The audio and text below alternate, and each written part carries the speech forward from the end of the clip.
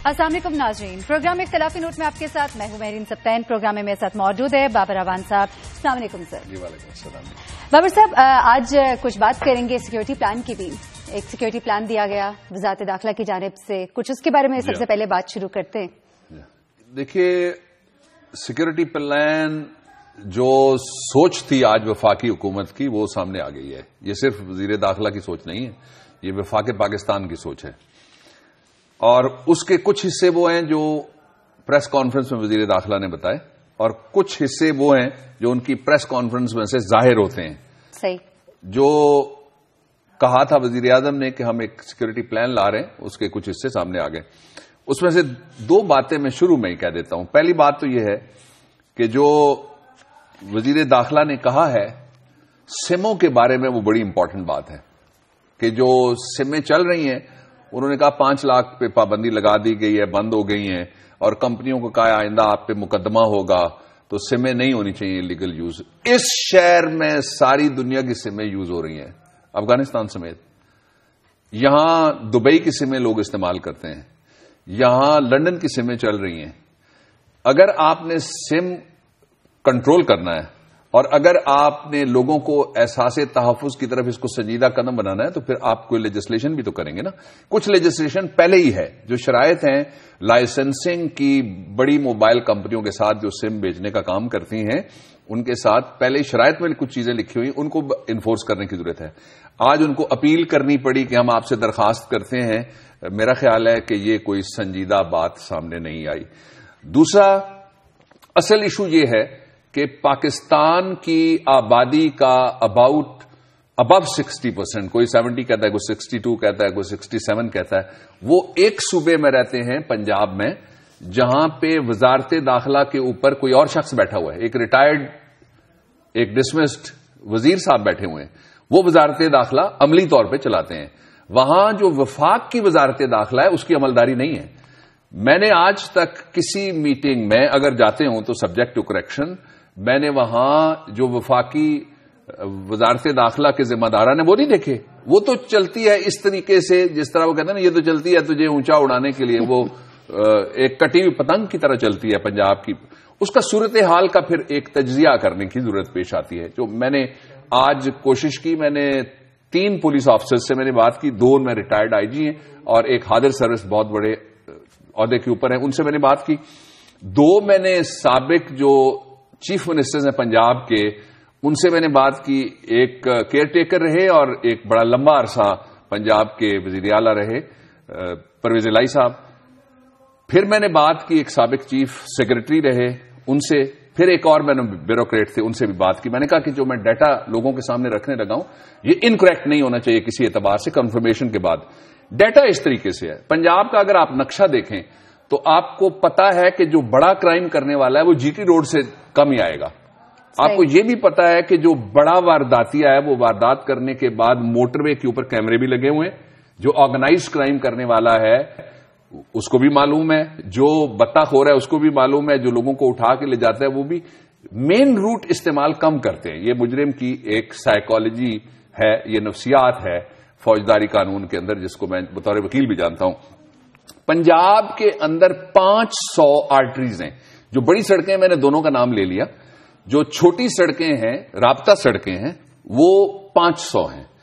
उन 500 के लिए कभी प्लान हुआ था, ये तकरीबन 10 साल पहले प्लान हुआ था कि 500 सड़कों के ऊपर एक तो पेट्रोलिंग के लिए पुलिस की गाड़ियां होंगी, उसमें ऐसे लड़के होंगे जिनके पास इक्विपमेंट मॉडर्न है, उसमें ऐसे लड़के होंगे जिनको एटीसी की ट्रेनिंग दी गई है, यानी एंटी टेररिस्ट ट्रेनिंग उनके पास मौजूद है, और वो फिजिकली भी ठीक होने चाहिए, मॉरली भी तगड़े लड़के होने चाहिए।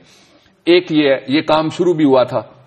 दूसरा ये था कि 500 चौकियां बननी थी, उनमें से 300 चौकियां बनी, इस गवर्नमेंट के 7 साल से पहले बन गई। सही। आज क्या सूरत हाल है? उन चौकियों के अंदर जो गाड़ियां हैं उनके पास पेट्रोल नहीं है। आज सूरत हाल यह है कि 200 चौकियां जो मजीद इन 500 सड़कों को कवर करने के लिए, जो आर्टरीज हैं पंजाब के अंदर जहां से क्राइम, ये रूरल एरिया के ज्यादा तक सड़कें होती हैं जिनके ऊपर, वीरान सड़कों के ऊपर सारा कुछ जाता है। इस तरह का जो एक्टिविटी है, इस तरह के जो सामान है और इस तरह की जो भी सबवर्शन होती है और ऑर्गेनाइज क्राइम होता है, नहीं है वहां पे कुछ भी नहीं। دوسرا اس کا ایک اور پہلو تھا. آپ اگر دیکھیں, میں آپ کو یاد کرانا چاہتا ہوں کہ جو سری لنکن ٹیم کے اوپر حملہ ہوا, 3 لڑکے جو وہاں پہ شہید ہوئے وہ کون تھے؟ وہ تینوں کے تینوں ٹریفک وارڈنز تھے. صحیح. انہوں نے سب سے پہلے جا کے کامبیٹ کرنے کی کوشش کی اور وہاں گئے اور موقع پہ وہ ان کی شہادتیں ہوئی جو سارا میڈیا دکھا چکا ہے.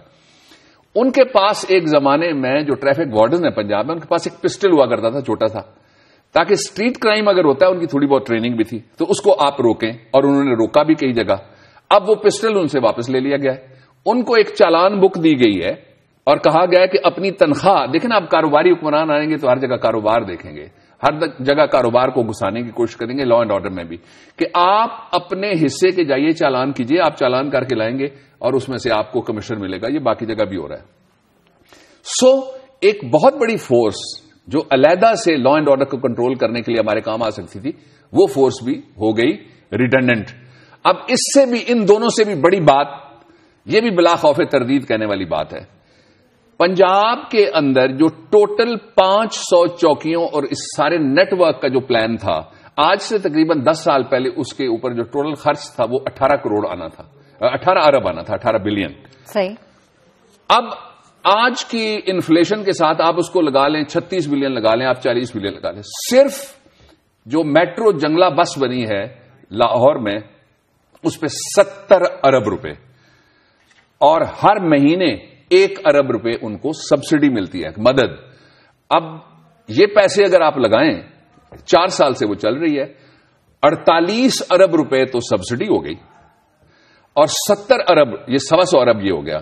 یہ تو یوں پتہ لگتا ہے کہ وہاں جو بیٹھنے والے ہیں, اصل میں ان کا جو ٹکٹ ہے پاکستان کے لوگوں کو, وہ لندن کے جہاز کے ٹکٹ کے برابر پڑ رہا ہے. اچھا بابر صاحب, ہم جس طرح آج ہمارے پاس یہ پوری ان کی پریس کانفرنس کی ڈیٹیلز بھی آئیں, اور جس طرح انہوں نے باتیں کی ہیں, ہم فورس ہی یہ کر رہے ہیں کہ جو اقدامات وہ کہہ رہے ہیں کہ لیں گے, اس کی تیاری ہمارے پاس نہیں ہے, اور ہم ان کو اس طرح سے لے ہی نہیں سکتے جس طرح سے وہ کہہ رہے ہیں.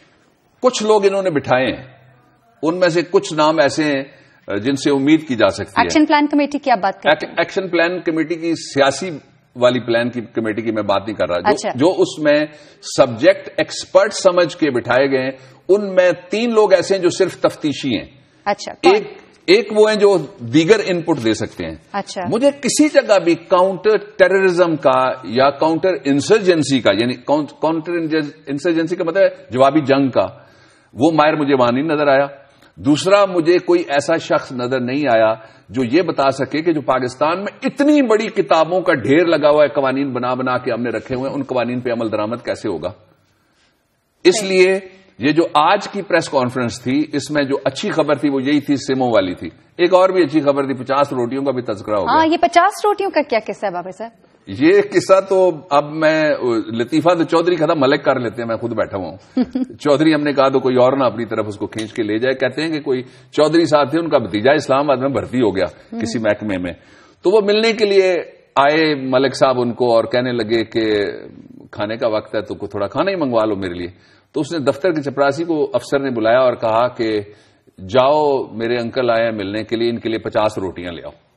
تو انکل اٹھ کے کھڑے ہو گئے, انہوں نے کہا یار تم مجھے پیٹو مشہور کر رہے ہو, اسلام آباد کے سارے شہر کو پتہ لگ جائے گا, میں تو واپس جا رہا ہوں, میں نہیں کھانا کھاتا تمہارے ساتھ. تو اس نے کہا نہیں انکل کھا لینا. اس نے کہا نہیں, اگر میرے لیے منگوانا ہے تو 48 منگوائیں, میں 50 نہیں کھاتا. اب یہ ذمہ داری بھی لوگوں کی لگانا, یعنی پولیس کو یہ اختیار دینا کہ وہ روٹیاں چیک کرے, یہ بھی ایک مذاق ہوگا لوگوں کے ساتھ. لوگوں کی یہ ذمہ داری لگانا کہ وہ جو کرایہ دار ہیں ان سے تفتیش کریں, یہ بھی ایک مذاق ہوگا. بھائی میونسپل کمیٹیاں کس لیے ہیں؟ آپ بلدیاتی انتخابات کیوں نہیں کرا دیتے؟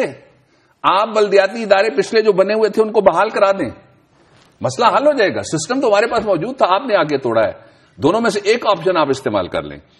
آپ کو سرکاری اہلکار چاہیے, جو سرکاری اہلکار جا کے جہاں جہاں بھی رینٹ, جب بھی کوئی ڈیڈ لکھی جاتی ہے تو وہ کہیں رجسٹر ہوتی ہے نا, وہ کسی جگہ اس کے لیے ایفیڈیوٹ بنانے کے لیے بھی تو آپ کو نان جوڈیشل سٹیمپ پیپر خریدنا پڑتا ہے نا. بالکل. تو آپ اپنا بندوبست نہیں, وہ جس طرح کہتے ہیں نا کہ کوئی تھا غیر ذمہ دار چوکیدار اور وہ آواز لگا رہا تھا رات کو, تو لوگ تو لگاتے ہیں نا چوکیدار کے جاگتے رہنا, تو کہہ رہے سی کہ جاگتے رہنا میرے تے نہ رہنا، یعنی ہمیں اختلاف تو ہے طریقہ کار سے، ہمیں اختلاف نہیں اس پریس کانفرنس سے. پریس کانفرنس میں بہت سی اچھی باتیں کی گئی، لیکن جو طریقہ کار آگے اپنایا جا رہا ہے وہ درست نہیں ہے. اور پھر یہ کہنا کہ جی ہم ایک فلیگ مارچ کریں گے، یہ کیا تیاری؟ فلیگ مارچ بڑی اچھی چیز ہے، ساری پولیس اکٹھی ہوتی ہے اور اسٹرینتھ، شو آف اسٹرینتھ ہے، لیکن وہ مومنٹریلی ہے، آئیں گے اور پھر وہ تشریف لے جائیں گے. آپ کو تو اس وقت ضرورت اس بات کی ہے کہ جو 1 ارب روپیہ آپ ایک ایسی بس کو دے رہے ہیں جو 35 منٹ کے بعد چلتی ہے، وہ آپ لاہور کو فورٹیفائی کر سکتے ہیں اس 1 ارب روپے سے بھی. آپ پنجاب یونیورسٹی کے گرد ڈبل، میں نے رینڈم نام لے لیا، ڈبل بنائیے نا جی دیوار، وہاں سے تو پیدل آدمی چھلانگ مار کے جہاں سے اندر چاہے اتنے بڑے کیمپس کے اندر جا سکتا ہے. آپ ہسپتالوں کو محفوظ کیجئے، آپ شہریوں کو محفوظ کیجئے، مستقبل کو محفوظ کیجئے. جنگلہ بس اور سریا پل کو محفوظ کرنے سے تو یہ مسئلہ حل نہیں ہوگا. اس لیے جو وسائل ہیں جو قوم سننا چاہتی ہے وہ یہ ہے کہ ہم نے اپنے وسائل کا رخ تبدیل کر دیا ہے. ہمارے پاس جو پیسہ ہے اس کو ہم اب صحیح جگہ لگانے کے لیے جا رہے ہیں.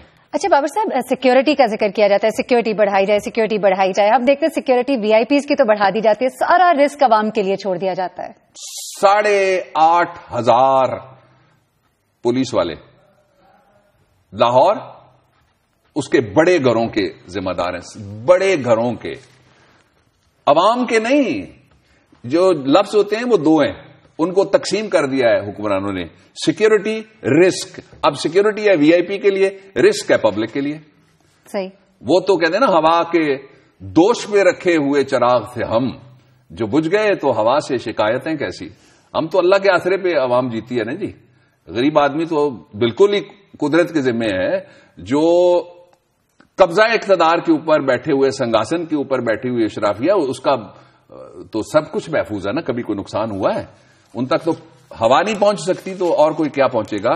جو ایشو ہے وہ یہ ہے، جس طرح میں نے پہلے بھی کہا تھا، میں اس بات کو دہرانا چاہتا ہوں کہ آپ کی جو فوری ضرورتیں ہیں، آپ کے پی کے کھڑے ہو کے پوائنٹ سکورنگ تو پھر بھی کرتے ہیں، کہتے ہیں جی ہم نے کہہ دیا ہے، آج بھی کہا گیا کہ صوبائی حکومتیں بندوبست کریں. کراچی میں بھی تو وفاقی حکومت بندوبست کر رہی ہے نا. کے پی کے کی ذمہ داری لیں نا، آپ فاٹا کی آپ ذمہ داری لیں، آپ پاٹا کی ذمہ داری لیں، آپ ان کی جو اسپیشل ایریاز ہیں ان کی ذمہ داری لیں. اور ذمہ داری لینے سے مراد یہ تقریر مت کریں پلیز. اچھا بابر صاحب، یہ بتائیں کہ آج کی جو یہ پریس کانفرنس ہوئی، آپ کو ایسے لگتا ہے کہ اب وفاق اور تمام پولیٹیکل پارٹیز ایک پیج پر ہے؟ اس سے آپ کو اختلاف ہے کہ نہیں؟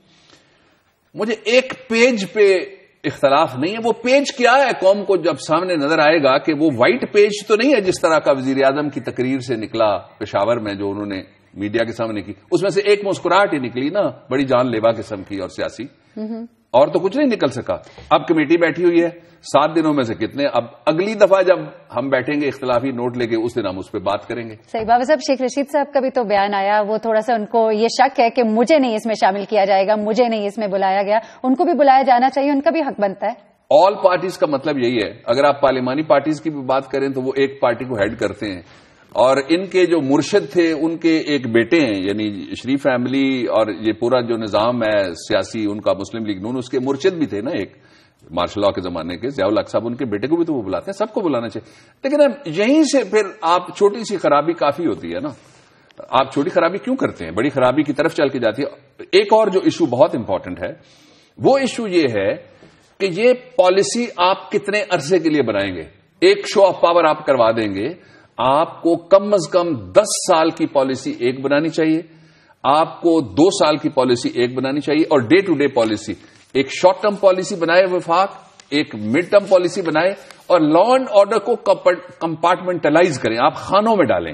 آپ دیکھیں کہ کہاں پہ اغوا برائے تاوان ہو رہا ہے، وہ بھی تو لا اینڈ آرڈر کو مارنے والی بات ہے نا. آپ دیکھیں کہ کہاں پہ اسٹریٹ کرائم ہو رہا ہے. آپ اس شہر میں ایک ڈی آئی جی صاحب ہیں، وہ نواز شریف کے بڑے قریب رہے ہمیشہ، ہمارے بھی دوست ہیں، راؤ اقبال صاحب. ان کی بیگم F10 میں پورے بازار میں ڈی آئی جی کی گاڑی سے اتر کے وہ گئیں، اور ان کے سارا کچھ جو کچھ بھی تھا، میں تفصیل میں نہیں جانا چاہتا، وہ چھین کے اگلے لے گئے.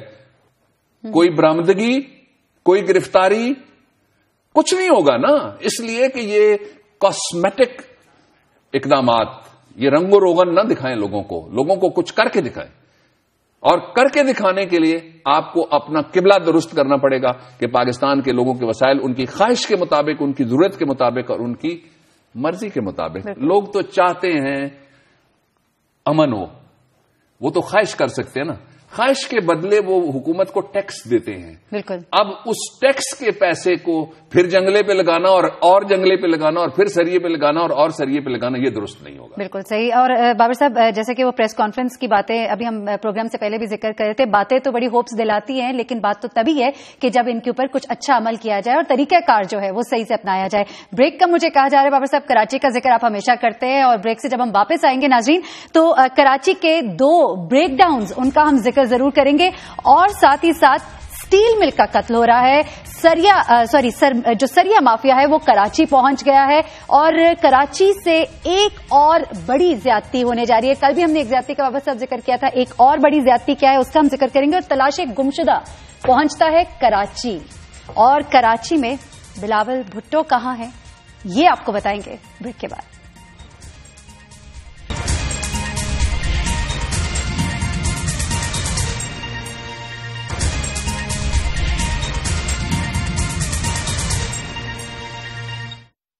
قیمتیں اعتدال پہ آ چکی ہیں، قیمتیں اعتدال پہ آ چکی ہیں. یہ مہنگائی نے آج کی کمر توڑی ہے، ہم مہنگائی کی کمر توڑیں گے. یہ مہنگائی نے آج کی کمر توڑی ہے، ہم مہنگائی کی کمر توڑیں گے. قیمتیں اعتدال پہ آ چکی ہیں. مسلم لیگ حکومت بنے گی، مہنگائی ختم ہوگی انشاءاللہ. زرداری صاحب اور ان کے وزیروں نے اور وزیر اعظم نے اگر کوئی کارنامہ انجام دیا ہے تو وہ مہنگائی کا کارنامہ انجام دیا. جی ناظرین، عوام کی قاتل یہ مہنگائی. بابر صاحب، آپ نے یہ باتیں سنی بھی دیکھی بھی، کیا کہیں گے آپ؟ ہم گیس گردی کی بات کرتے رہے پچھلے دنوں، ہم نے بجلی کم ہونے کی بات کی. دہشت گردی سے بڑا افریت نہیں ہے یہ؟ بہت ہی بڑا. اور اس سے بڑا المیہ یہ ہے کہ ہماری لیڈرشپ یہ وعدے آج کل سننا پسند نہیں کرتے، یہ باتیں آج کل دیکھنا پسند نہیں کرتے، اور عوام کے پاس جانا ہی پسند نہیں کرتے. ان کو پتا ہے جب اگلا موقع آئے گا تو پھر ہم جذبات سے کھیلیں گے، پھر ہم مال لگائیں گے، پھر ہم ٹھپے مروائیں گے، پھر ہم پنکچر کروائیں گے، اور پھر ہم اقتدار میں آئیں گے. پچھلے 32 سال سے تو یہ موجودہ لوگ بیٹھے ہوئے ہیں اور 67 سالوں سے یہی ہوتا آیا ہے. کچھ فیکٹس ہیں جن کی طرف جانا ضروری ہے.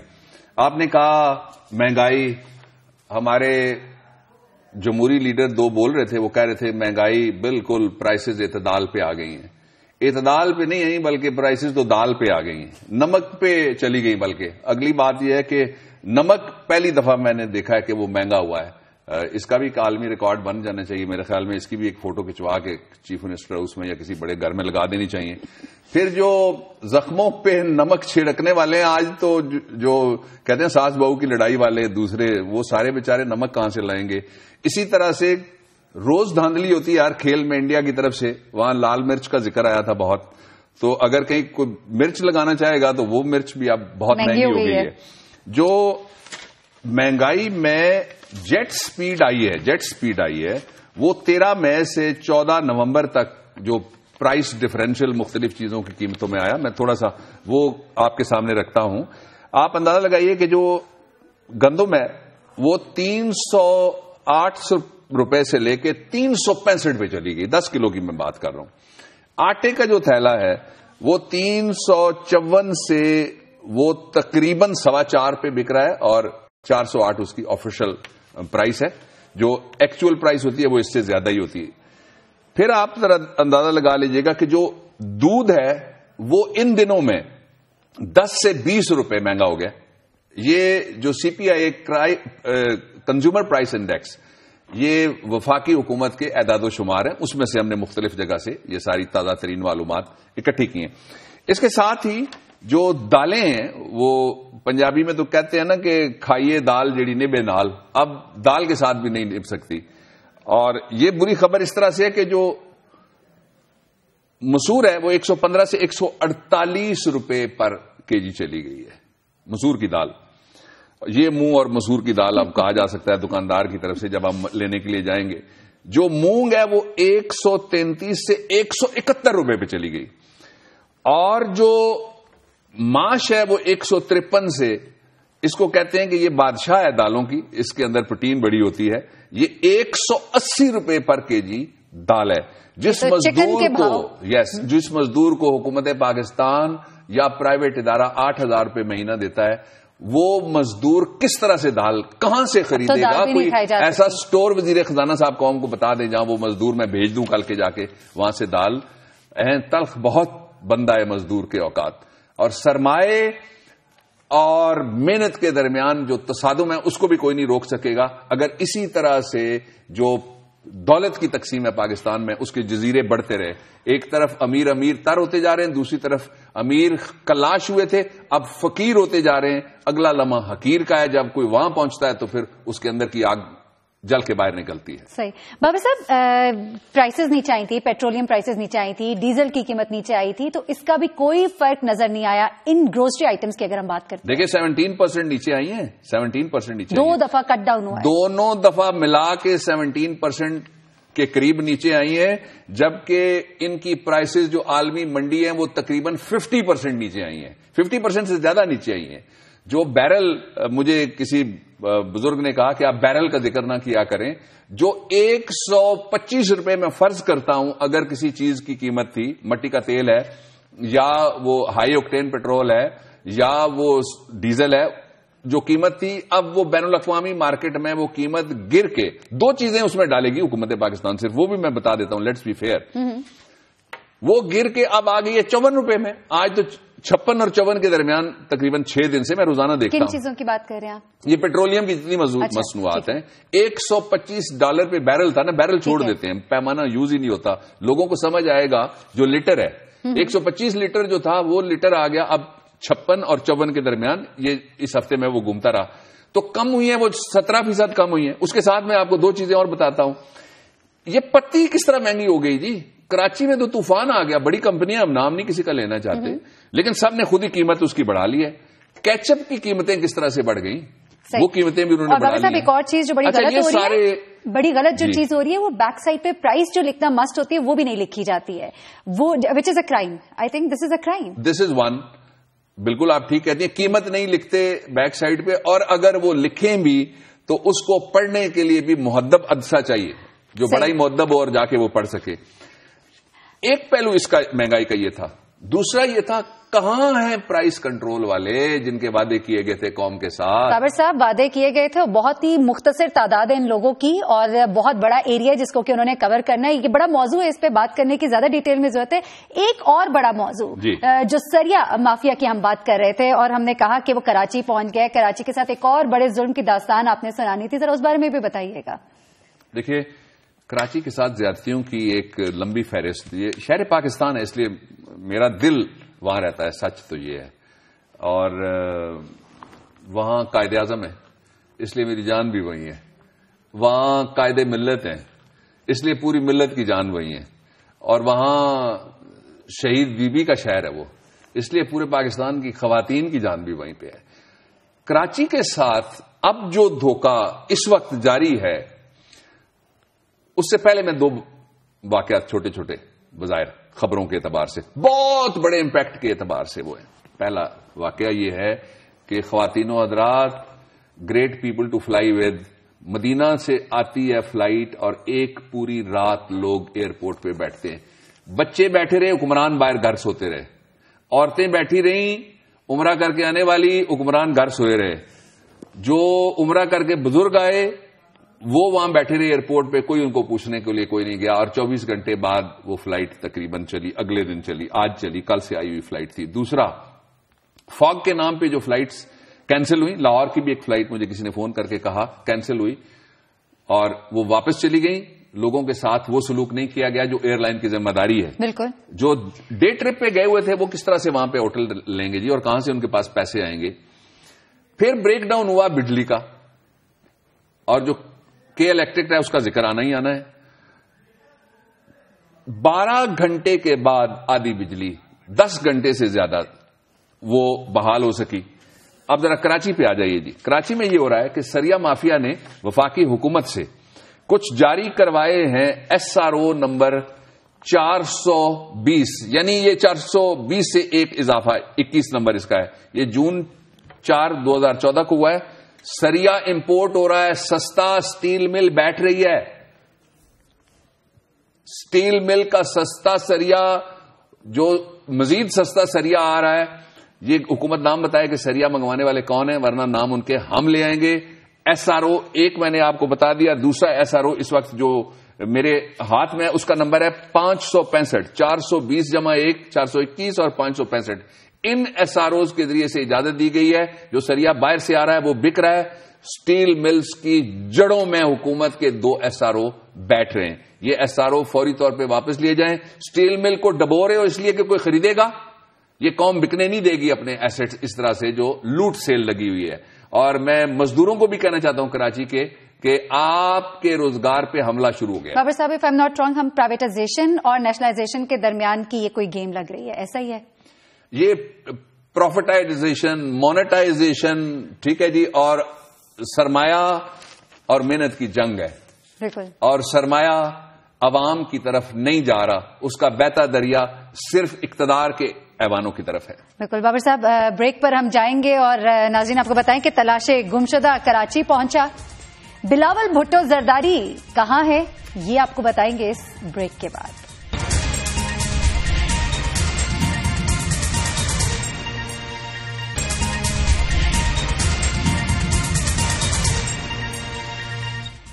ویلکم بیک ناظرین. بابر صاحب, تلاش گمشدہ میں بلاول بھٹو زرداری, اس پر ہم بات کریں گے, لیکن پہلے بلاول سے بھی ذرا چھوٹے بچوں کا ذکر کر لیتے ہیں. جی.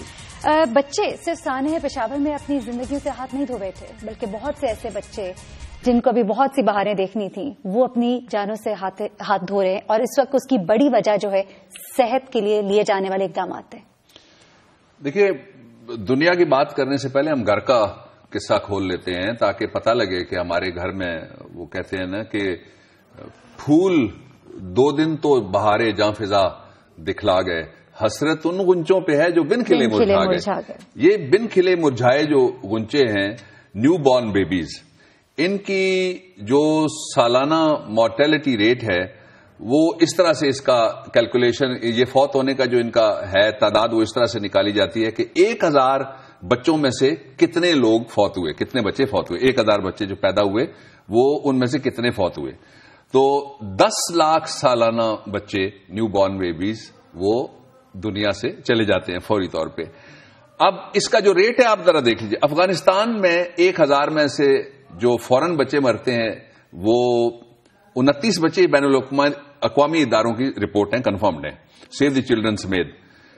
جو گنی بساؤ افریقہ کا ملک ہے وہاں 29.4 مرتے ہیں, یعنی تقریباً 30 بچے مرتے ہیں.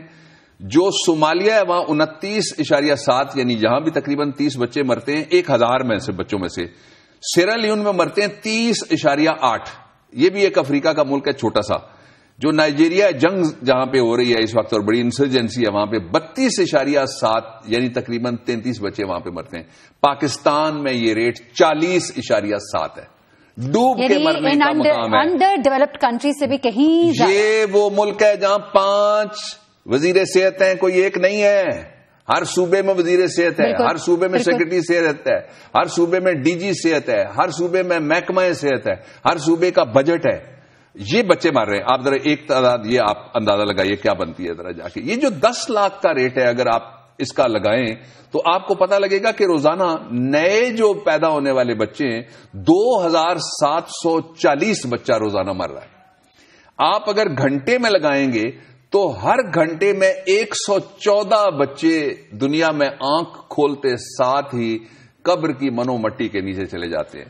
اور ہر منٹ میں تقریباً 2 بچے یہ بنتا ہے ان کا موت کا ریشو. پاکستان میں 2 ایشوز ہیں, میں فوری طور پر ٹیگ کرتا ہوں اور ساتھ میں مشورہ دے دیتا ہوں حکومتوں کو. پہلا ایشو یہ ہے کہ ہمارے ہاں بچوں کی اور ماں کے ہسپتال نہیں ہے, وہ بچوں کے اور ماں کے ہسپتال آپ بنائیے جو زچہ بچہ کا ہاسپٹل ہو. دوسرا یہ ہے کہ ڈاکٹرز دیہاتوں میں نہیں جاتے, آپ انسینٹیو دیں ڈاکٹروں کو, لیڈی ڈاکٹروں کو, تاکہ وہ دیہاتوں میں جائیں. اور ضلع وائز اور تعلقہ وائز یہ کام کیا جا سکتا ہے, ایجوکیٹ کیا جائے. سٹی وائز کیا جا سکتا ہے. اور تیسرا کام یہ ہے کہ فوری طور پہ آپ ایمبولینس کی ایک پوری قطار لگا دیں جو ہر علاقے میں جو ماں اسپتال جانا چاہتی ہو اناڑی ہاتھوں میں سے نکل کے ایکسپرٹ ہاتھوں میں پہنچے، بچہ بھی بچے گا اور ماں بھی بچے گی۔ اب ایک اور پہلو، جو بچے جا رہے ہیں، دوسری 66 لاکھ بچہ جو 5ویں سالگرہ سے پہلے دنیا سے چلا گیا، یہ 2012 کا فگر ہے، 13 کا اس سے زیادہ ہے اور 14 کا اس سے بھی تھوڑا سا زیادہ ہے۔ اس کے ساتھ ہی جو پریونٹیبل ڈیزیز، جو ایسے قابل علاج امراض کا شکار بچے سالانہ مرتے ہیں دنیا بھر میں، وہ بچے ہیں 18,000 بچہ ایسا مر جاتا ہے سالانہ جن کو بچایا جا سکتا ہے۔ پاکستان میں یہ تعداد، میرے پاس اس وقت فگر نہیں ہے اس کا، بابر صاحب قطع کلامی کے لیے معذرت، جو وہاڑی اور سرگودا کے واقعات ہوئے، میڈیا نے اسے بہت اٹھایا اور اس کے بعد جو وجوہات سامنے آئی، تو دوسری سائڈ کی اگر سٹوری سنتے ہیں، انہوں نے کہا جی انکیوبیٹرز نہیں تھے، آکسیجن نہیں تھا، these are one of those reasons. لیکن میں ڈاکٹر کی بات مان لیتا ہوں، میں اسپتال والوں کی بات مانتا ہوں، اور فوری اقدام یہ کیا جاتا ہے کہ معطل کر دیا، یہ معاملے کا حل میں مان گیا، میں سب کی مان گیا نا۔ صحیح، ہم سب جواب دیں بھائی، ڈاکٹر صاحب آپ کیسے بچ سکتے ہیں، وزیر اعلیٰ کیسے بچ سکتا ہے، سیکرٹری ہیلتھ کیسے بچ سکتا ہے، ہیلتھ منسٹر، میں اپنے آپ کو ذمہ دار قرار دیتا ہوں، میں آپ کو ذمہ دار قرار دیتا ہوں، میں کیمرہ مین کو بھی ساتھ کہہ رہا ہوں، دیکھیے یہ قوم کا مستقبل ہے، قوم جس طرح پشاور کے بچوں کے لیے اکٹھی ہوئی ہے، نوزائیدہ بچوں کے لیے بھی حکومتوں کو جاگنا پڑے گا، بہت ضروری ہے۔ میں یہاں پہ ایک اور بات مجھے جو یاد آتی ہے کہ کسی زمانے میں جب میڈیا اتنا ایڈوانس نہیں تھا، تب زچہ اور بچہ کے نام سے ایک پروگرام چلا کرتا تھا، علامہ اقبال اوپن یونیورسٹی کے تحت وہ پروگرامز ہوتے تھے اور بہت تعلیم اس میں دی جاتی تھی، سینسٹائز کرے وہ میڈیا اب بھی، نہیں ہے، وہ اب نہیں ہے، سینسٹائز کرے میڈیا بھی، لیکن بنیادی ذمہ داری ریاست کی ہے۔ ریاست نے لکھ کے آئین کے آرٹیکل 38 سے لے کر درجن آرٹیکل ایسا بنایا جس میں لکھا ہوا ہے کہ وہ ماں بچے کی بھی حفاظت کریں گے، وہ چادر چار دیواری کو بھی تحفظ دیں گے، پاکستان کی نسلوں کو اچھا ماحول، اچھی صحت، اچھی تعلیم، اچھا روزگار، اچھے مواقع اور مواقع کی مساوات دیں گے۔ یہ سارا آئین میں لکھا ہوا ہے۔ کاش یہ جمہوریت کے لیے منافقت نوا مفاہمت کا نعرہ لگانے والے سارے کے سارے حکمران اور سیاستدان جو اس مرض کے مریض ہیں، کاش وہ ان مریض بچوں کی طرف دیکھیں جو دنیا میں آنے کے ساتھ ہی چلے جاتے ہیں۔ بالکل درست کہا بابر صاحب، اور آپ نے جیسا کچھ پریونٹیو میئرز کے بارے میں کہا کہ جس طرح یہ ایمبولینسز ہونی چاہیے اور بچہ جب اس دنیا میں آئے تو ایکسپرٹ ہاتھوں میں آئے، بے شک بے اور شک بے شک، بہت سی ایسی چھوٹی چھوٹی باتیں جن کے اوپر تھوڑی سی توجہ دی جائے تو یہ مورٹیلٹی ریٹ ہم اس دھبے سے باہر آ سکتے ہیں۔ انڈیا نے کیا ہے جی، اچھا، وہاں جو 1990 میں مثال دینی پڑتی ہے اور شرمانے کی کوئی ضرورت نہیں، مثال دے دینی چاہیے۔